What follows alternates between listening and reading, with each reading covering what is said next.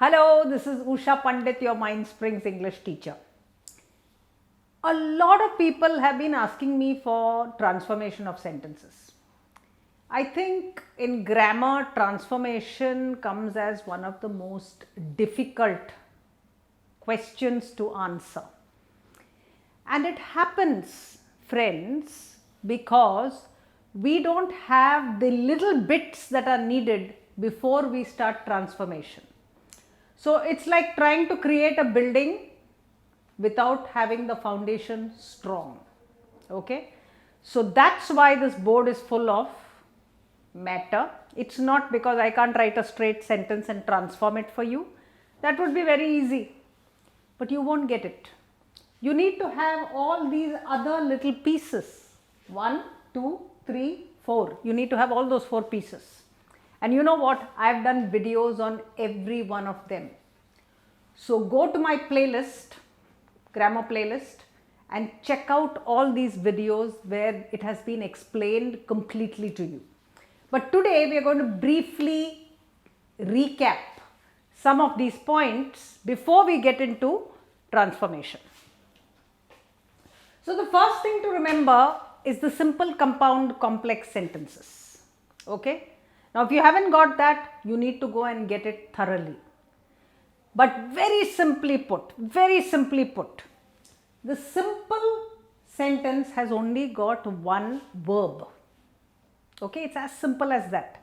If ever you are asked to transform a sentence into a simple sentence, remember there should only be one verb in that sentence. Now there are complications with that, which we will talk about in number 2. But let me finish this. The compound sentence, as you know, has got 2 verbs or 2 sentences, and both of them are equal. So 1 is equal to 1. Remember this formula. It's not a mathematical formula. Think of it in terms of grammar. One verb equals the other verb. So 2 verbs, 1 equals 1. The third one is your complex sentence, and I put another mathematical formula there. 1 is greater than 1. So there are again 2 verbs, at least 2 verbs. And in those 2 verbs, 1 is greater than the other. This is your complex sentence. So this is something you must remember. Now coming to this complication, I told you that a simple sentence has only one verb. Now you will say that's very easy, but it's not so easy, because some of the words sitting in your sentence look like verbs, but they are not verbs. That's the complication. So what are they? They are what we call the non-verbs or the gerunds, the present participle, the past participle, and the infinitive. There are 4 of them. Now you say, my God, that is so difficult. Let me tell you, it's a mental block. It is not difficult. The gerunds, the present participles, both end in ing. But you will find they do not have a helping verb. Auxiliaries, I've done one on that also. There are 70 videos. Use it as study material. Look at them over and over again. Do exercises. Go back and look at them. That's how they'll become yours. So driving and roaring, both here end in ing, but they do not have is roaring, was roaring, were roaring. There's no helper. The minute you see a word sitting there with ing without any helper verb in front of it, you know it is not a verb. Similarly, if you have this ending en or ed or something like normally en without a helper in front of it, especially starting the sentence, driven to, shaken by, if you get words like that, you know that shaken, driven, talk to, things like that are not verbs, especially when they start a sentence. So that's your past participle. And finally 2 plus the verb, which is an infinitive. I've given you sentences for all this. Walking is good. What is good? Walking, it's a noun. Walking fast, he reached home. He who was walking fast, it's telling you something about the person who was walking fast, and therefore an adjective, but still nothing in front of it, see, and therefore not. Shaken, he cried. Now shaken there doesn't have anything in front of it. Shaken there does not have a subject Remember, the verb must have a subject. A verb is an action. You must have somebody to do the action. Na? So for shaken, doesn't seem to be anything in front of it. Normally in front of it, you should have a subject or at least an implied subject. You have got nothing here. So shaken therefore is a past participle, not a verb. Similarly, I love to swim. What's the verb there? Love. Love what? It answers the question what? To swim. To swim is not a verb. To plus verb, not a verb. So this is what you need to remember thoroughly. Now if I say it, you understand it of course, but you are not likely to remember it unless you practice it. Okay? So this is the second piece. First piece is this, how many verbs? Second piece is this. Now if you have 2 verbs, you have 2 clauses. If you have 5 verbs, you have 5 clauses. If you have 8 verbs, you have 8 clauses. Remember, clauses equals verbs, number of verbs. Let's come to, therefore, the compound sentence now. Compound sentence you can remember very easily with this acronym fanboys. So any 2 sentences, how do we make them equal? They have to be joined together by fanboys, by either a for, an and, nor, but, or, yet, so. These are the cementing bits. It's a cement that actually joins 2 sentences together. Okay. So he was rich, but he was humble. But Sita cooked a meal and Ram took the girl to school. 2 sentences joined by and. So you will go on like that. Neither this nor that. All these are coordinating conjunctions. So this is important to remember for your compound sentence. Your complex sentence, obviously the word complex, so it has more matter. You will have a noun clause, an adjectival clause or an adverb clause which is subordinate. All these are subordinate. You must remember that. So how do you recognize them? If you ask the verb the question what and you get the answer that, he said something. What? He said that he would come home. I believe. What? I believe that you must wear green because it looks good on you. Now I can make a long sentence, but what? The answer, and if I get that, that's a noun clause. You might have an adjectival clause and it will answer questions who or which. Which girl? The girl in the green dress is my sister. Who is your sister? The girl in the green dress. The girl who is in the green dress. Who is in the green dress is a clause.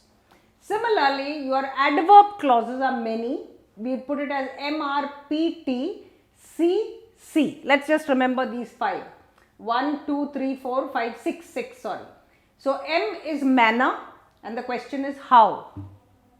How did you come here? And if you get how and you get a question, or how did he run?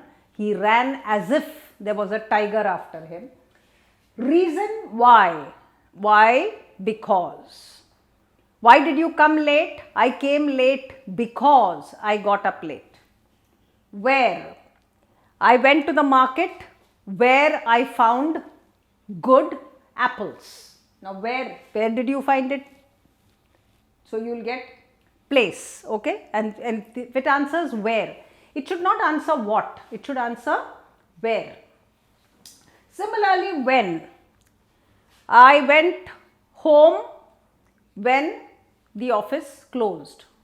So when did you go home? When the office closed. And then you have condition with if and concession with although.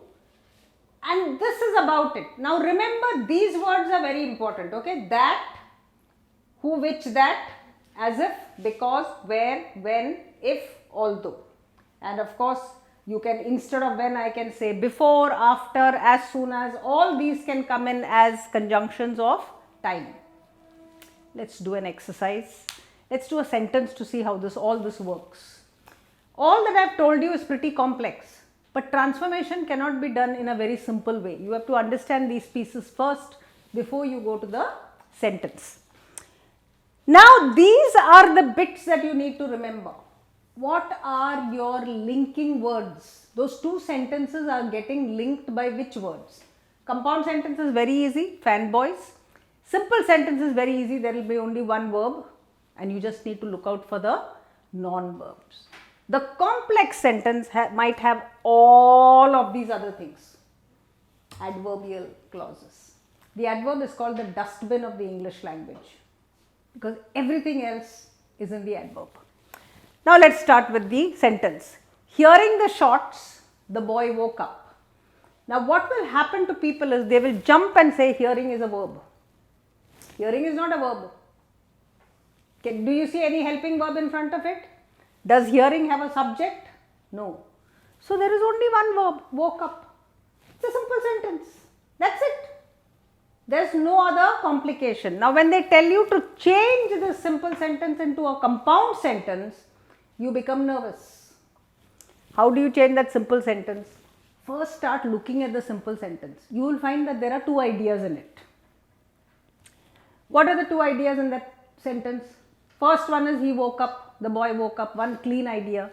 What is the second idea? Hearing the shots. What's the second idea? That there were shots. He heard the shots. See, you already made two sentences. The boy woke up, he heard the shots. Just split that simple sentence into two ideas and your work is done. Okay? So the boy heard the shots and what are we going to do? Take one of the fanboys and he woke up. The boy heard the shots and he woke up. See, we've split it into two sentences. They are equal because I can say the boy heard the shots, full stop, and it's not dependent on anything. I can say he woke up and it's a perfectly good sentence. Equal sentences. 1 equals 1. Now let's change it into complex. The boy woke up. Again, two ideas. But this time what are we going to join it with? Not with the fanboys, but we are going to join it with one of these many. And you can join it with anything. I can say the boy woke up when he heard the shots. Now what is when? It is showing you time. So it becomes an adverbial, subordinate adverbial clause of time. He woke up because he heard the shots. What is because? It's giving you a reason. Why did he wake up? Because. So it's an adverbial clause of reason. As soon as he woke up, again time, before time, after time. So the boy woke up although he heard the shots, won't be correct. Although he heard the shots, the boy did not wake up, would be correct because it is showing contrast, right? And so some of these, one of these you will put there. I wouldn't put although if I got it for an exam unless they are asking you for negative, but otherwise I can use an adverbial clause of time or reason and make it into a perfectly good complex sentence. So I hope you've understood this bit. Two ideas, two verbs, two ideas, or two ideas. Even if there are two verbs, there will be two ideas in the sentence. You just need to split it and you need to ask yourself which is the most important one. I want you to look at another thing. See, here we have got shots and woke up. Here we have got and we have got shots and woke up. Did you see that when we made it into a complex sentence, we switched it here?